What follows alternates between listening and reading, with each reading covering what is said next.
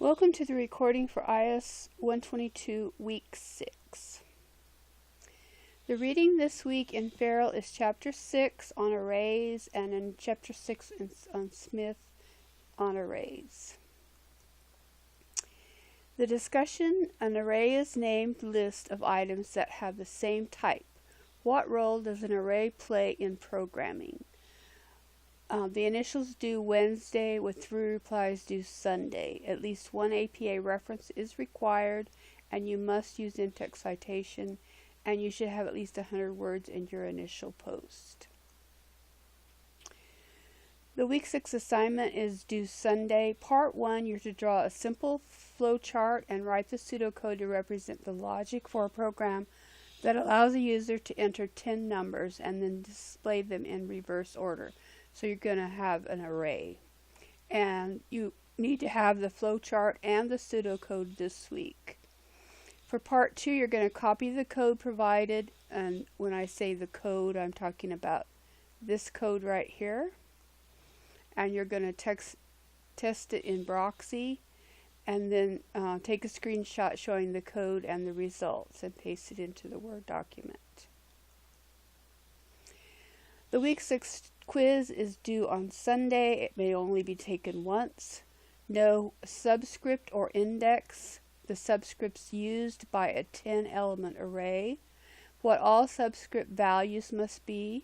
Populating the array and group name. Those are all on page 229. Named constants and why they are used. That's on page 238.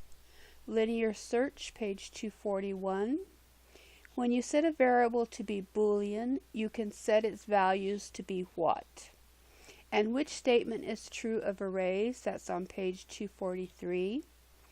Parallel arrays and what they must contain. That's page 244.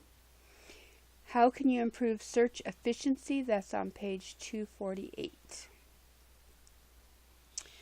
To help locate a range within which a value falls, that's on page 254. Binary search and out of bounds, those are on page 261. A Java program can determine the size of an array object by using the length property. In Java, Boolean array elements automatically are assigned the default value of false. When you create an array of objects, each reference is initially assigned the value of null. So, those are two different statements. So for a Boolean, it's set to false. For any other, it's set to null. That's by default. Arrays can be used if you need to search a range of values. A program contains an array size to hold all the names of the days of the week.